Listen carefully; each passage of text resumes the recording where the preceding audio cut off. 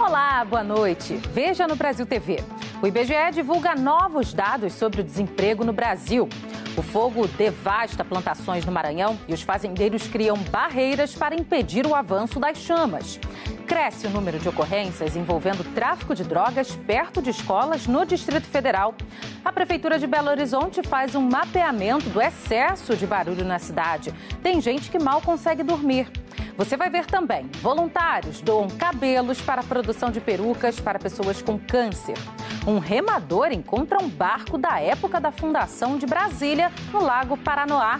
E olha só isso, comida saindo da impressora. A gente mostra já onde está rolando essa novidade. Sexta-feira, dia 28 de julho. O Brasil TV está começando.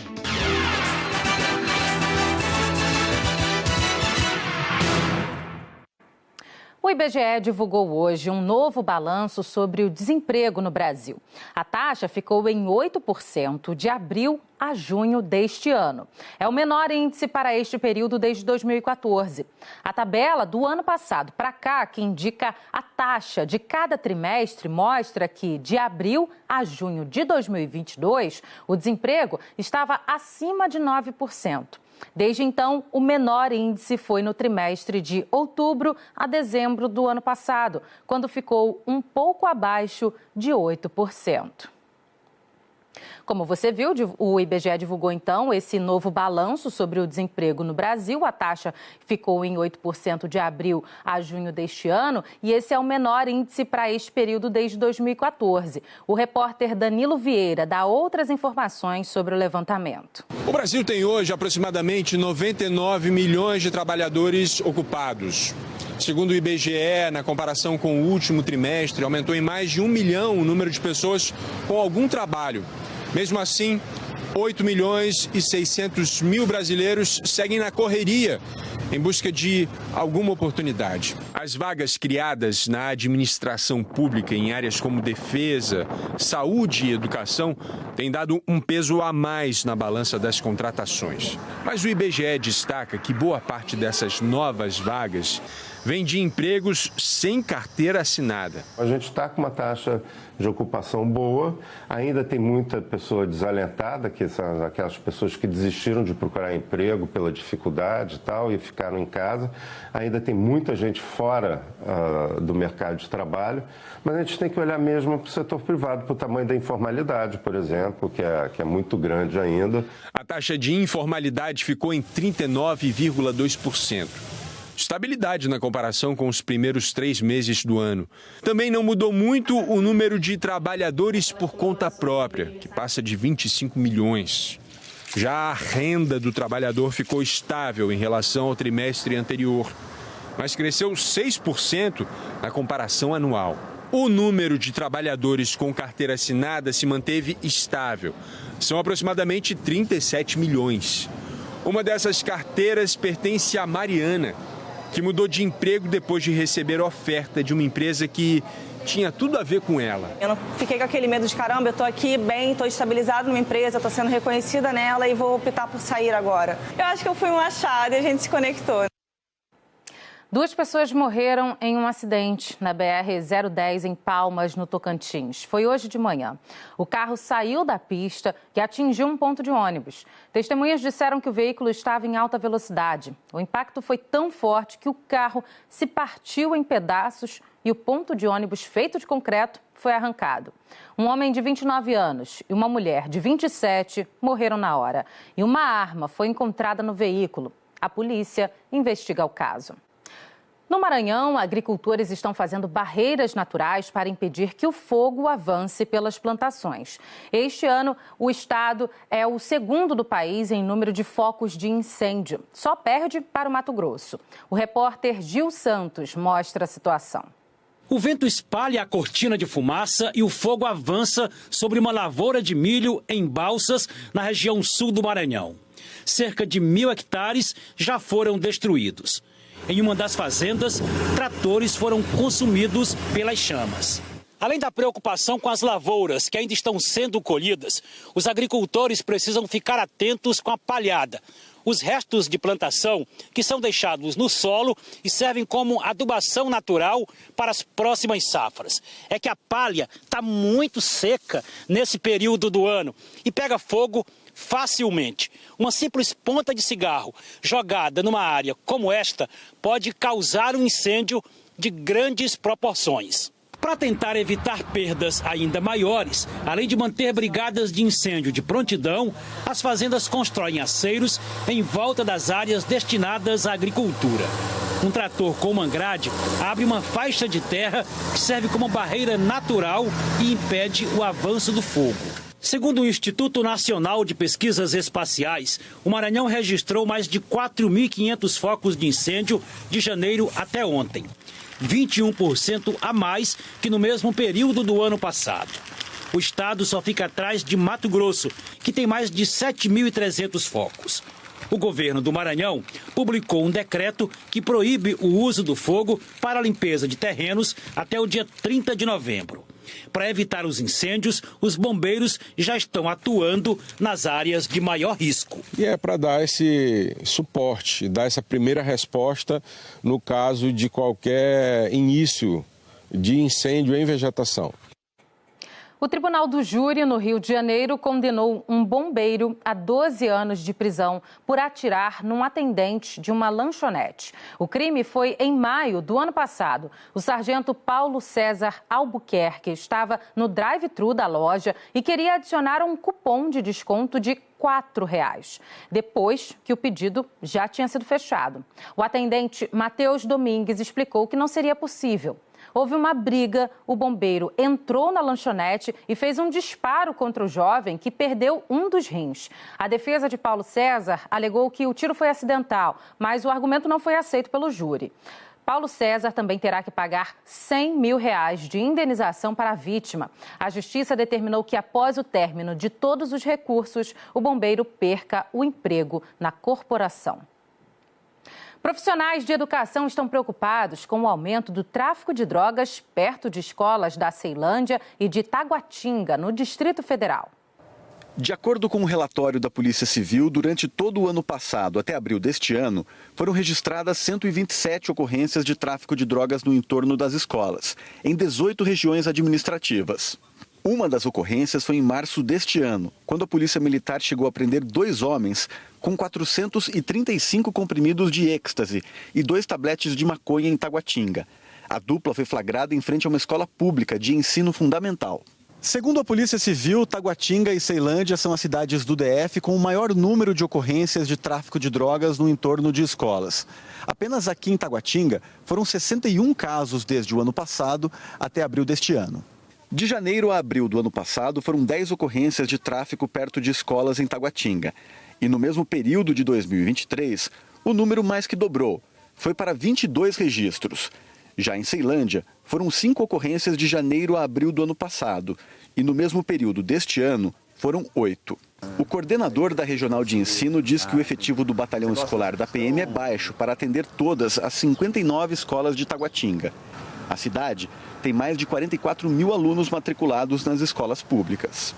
Dentro das escolas a gente consegue conter com o CRTV algumas situações, mas fora das escolas realmente a gente precisaria de um efetivo maior da polícia rondando as escolas. Para este especialista em educação, as escolas são escolhidas primeiro pela vulnerabilidade de adolescentes e jovens. O problema do tráfico de drogas, que é o problema do aliciamento de jovens, não é um problema isolado, é um problema que representa uma situação social complexa de desamparo, de desigualdade, de iniquidade, que deve ser investigada também. Deve haver uma política pública consistente de Estado capaz de endereçar esse problema em termos de múltiplos atores.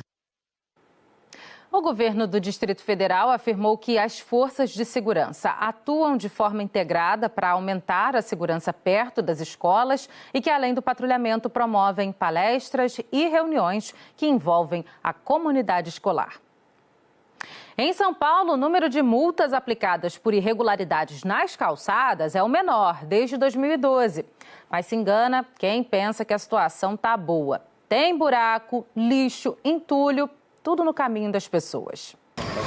Andar com tranquilidade é só o que muita gente quer. Mas em muitas ruas da capital, em todo canto da cidade, o que a gente encontra são calçadas assim, em péssimo estado. A acessibilidade aqui é zero, né? É um total abandono, né, do poder público, né?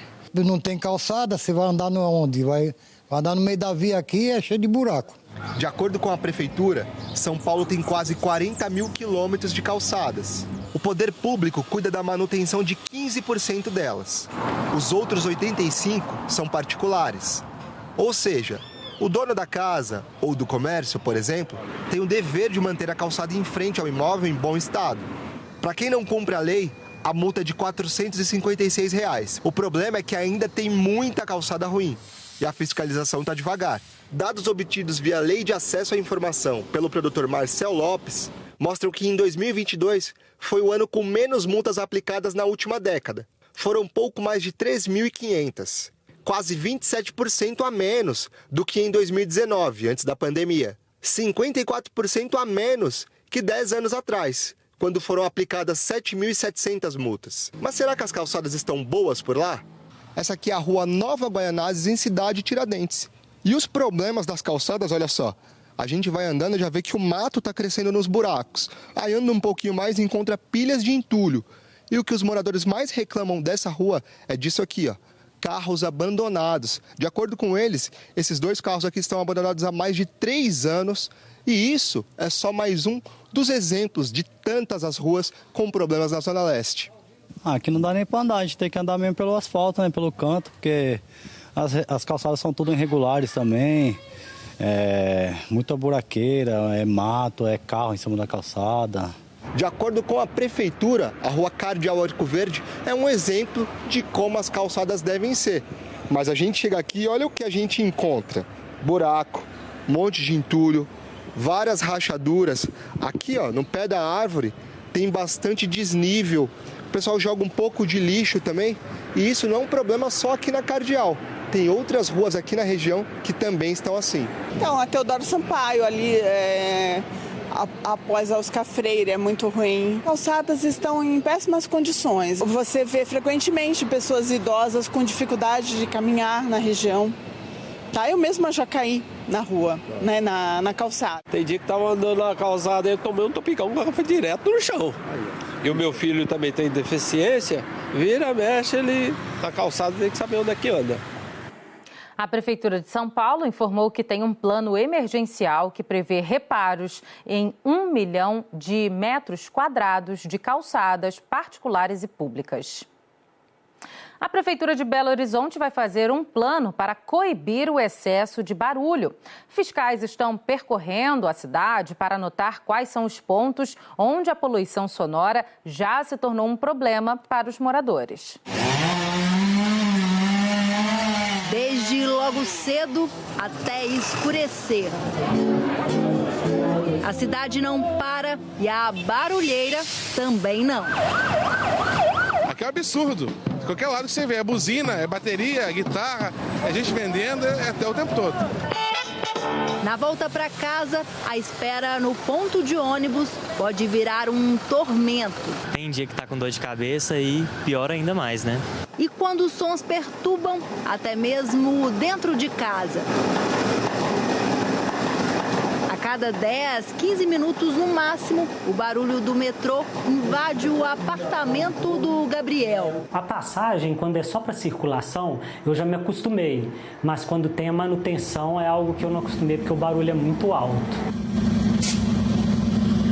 Trem de carga para bem embaixo da janela dele. Essa manutenção ela não tem um horário fixo. Eu já presenciei às 22 horas, meia-noite, 2 horas da madrugada. Para estudar é muito difícil, então aí eu espero a manutenção para assim começar a dormir. A Valentina, de 6 anos, também não tem conseguido dormir direito. O volume da banda que toca no bar da Rua da Frente é tão alto que parece que a apresentação é no quartinho dela. Eu fico cansado, eu acordo de manhã com sono. A mãe da Valentina diz que já registrou diversas reclamações na prefeitura mas não adianta. E agora está pensando em se mudar. Já veio aqui no meu apartamento, já fez medição, verifica que está acima do limite mesmo, faz a fiscalização, mas não acontece nada. A poluição sonora está entre as principais reclamações recebidas pela Prefeitura de Belo Horizonte. As queixas na ouvidoria passaram de 4.000 no primeiro semestre deste ano. O incômodo com o ruído vindo de bares, boates e casas de shows está no topo do ranking.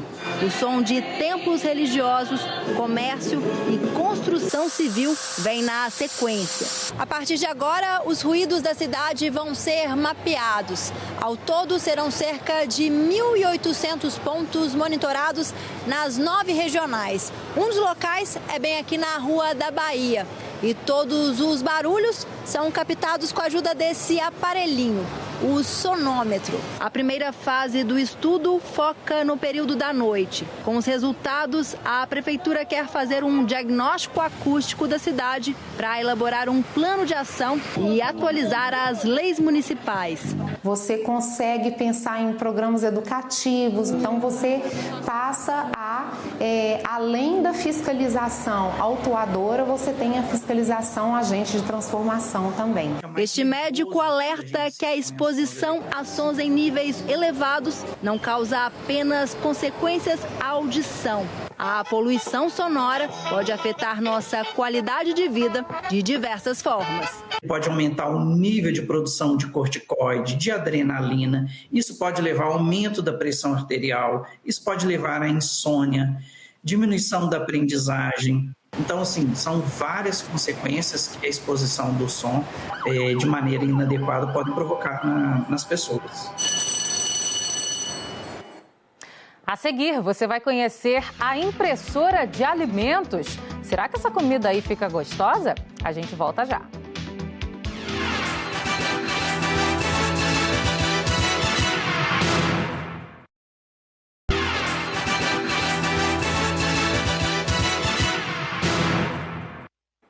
Em Cuiabá, voluntários participam de uma campanha para melhorar a autoestima de pessoas que fazem tratamento contra o câncer.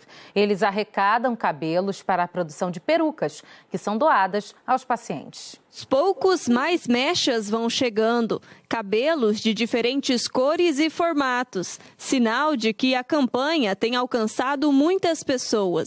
Nós estamos visitando os salões de beleza da cidade e deixando uma identificação do projeto, que é um quadrinho com a logo do projeto, dizendo que esse salão é parceiro. O objetivo da campanha é ajudar a melhorar a autoestima e a confiança de mulheres que estão em tratamento contra o câncer e sofrem com a queda dos cabelos. Eu não queria vender, eu queria doar, Aí teve essa oportunidade, aí eu vim doar meu cabelo.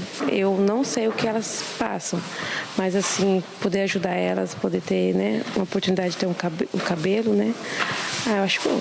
Para incentivar ainda mais, o cabeleireiro Luiz se juntou à causa. No salão dele, um dia por semana é exclusivo para atender os doadores. E o serviço sai de graça para quem participa. Toca muito, as pessoas, essa ação de estar doando algo que possa fazer muito bem para outras pessoas que estão passando por um momento muito dramático, muito triste na vida, Então, elas estão aceitando bastante.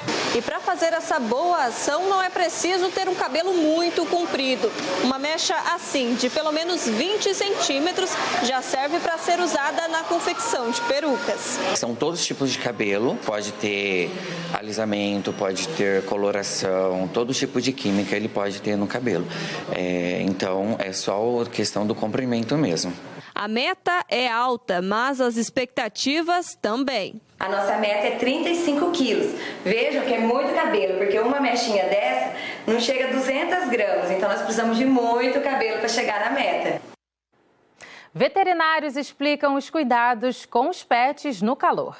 O vídeo viralizou nas redes sociais. O galo tirando um cochilo na pia cheia d'água. Gente, ele não tá morto não, viu? Ele tá relaxando. Já essa calopsita se refresca numa bacia com água em cima de um freezer. Realmente não tá fácil para ninguém. Os últimos dias têm sido de muito calor em Teresina. Nesse canil, os animais ficam a maior parte do dia nesse ambiente com ar-condicionado. E o César diz que não é luxo ou algo do tipo. É uma questão de necessidade. É importante a gente focar em quê? Um ambiente mais frio, mais cômodo para esses pets.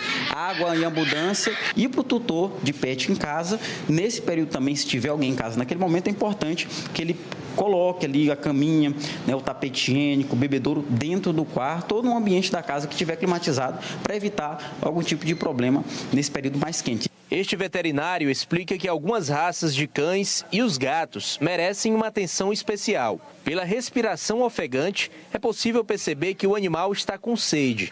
E além do calor, a baixa umidade relativa do ar também causa prejuízo à saúde. Nós temos a questão também das particularidades anatômicas. Então nós temos cães que possuem focinhos mais encurtados. Com isso, ele tem uma deficiência no controle da temperatura do ar que ele inala, tá? E aí temos duas situações. Uma é a temperatura está quente, o ambiente está quente, a gente precisa de ar-condicionado, porém a gente tem que oferecer esse ar-condicionado de uma forma em que seja mantida a umidade do ar. Não é muito diferente dos cuidados que nós humanos devemos ter em relação à nossa saúde. Evitar a circulação naquele sol quente entre 10 da manhã e 4 da tarde. Mas se tiver que sair, preferir áreas como essa, de sombra. Outra atenção especial é com a hidratação. O animal precisa sempre ter água por perto e de preferência gelada.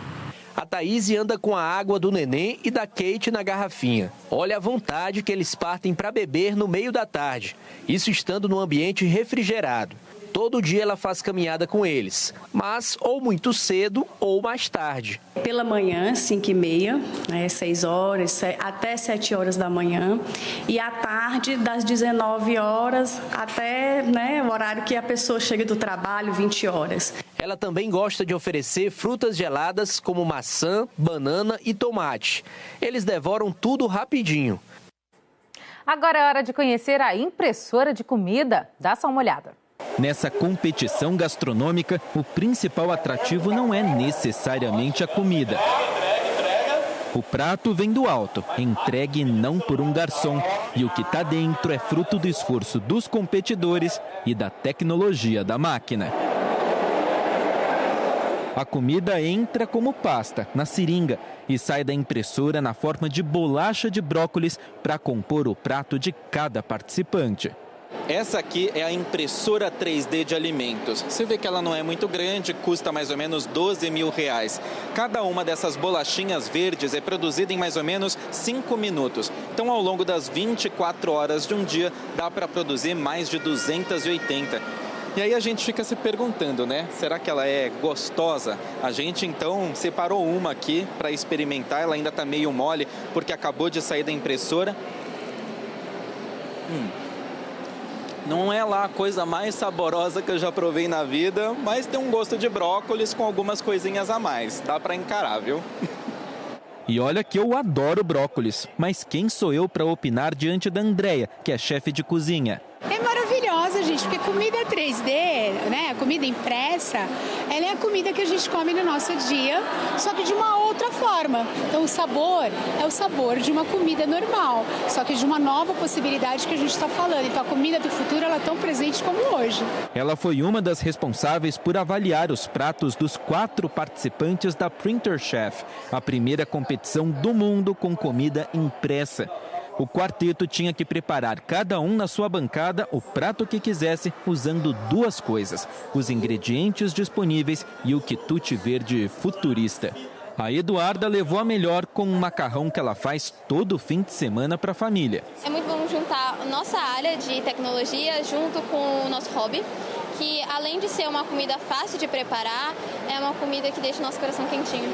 A adversária Aline ficou tão nervosa que acabou até cortando o dedo na hora de preparar a receita. Quando eu cozinho, meus gatos estão lá me olhando, pedindo ração. Aí, sabe, não dá um nervosismo, é meus gatos. Eu falo, para, gato, sai daqui. E aqui? Aqui, um monte de gente. A experiência que vale, sabe? A gente tá aqui para aprender mesmo, para se divertir. E é isso, sabe? Tô feliz com o resultado. No meio da plateia estava a Sabrina, que vê aqui muito mais que a festa de uma competição. É uma coisa que pode impactar na vida das pessoas positivamente. Então, esse tipo de competição dá voz e traz mais para as claras, além de poder, claro, ser uma alternativa no futuro de facilitar a distribuição de comida. Então, são causas muito boas, muito importantes. Tecnologia a favor do empreendedorismo, já que, segundo quem opera as máquinas, dá para imprimir qualquer alimento. É só escolher o formato no computador. Basicamente é uma pasta das impressoras comuns de impressão com adaptação no bico para formar o alimento. O que muda é a modelagem da impressão. Na área da saúde, ela é super aplicável. Pessoas que têm problema para engolir, pessoas que fizeram bariátrica e precisam dessa coisa mais pastosa. Ou seja, tem aí na área da saúde uma série de coisas que a gente pode trabalhar. A automatização pode ser uma bela ajudante, porque para quem curte a arte de cozinhar, jamais vai substituir a barriga no fogão. Será que um dia você não vai precisar cozinhar, vai mandar imprimir tudo? Eu gosto de cozinhar. O futuro chegou. O Brasil TV fica por aqui. Outras notícias logo mais no Jornal Nacional às 8h30 da noite, hora de Brasília. Uma ótima noite para você e um bom fim de semana.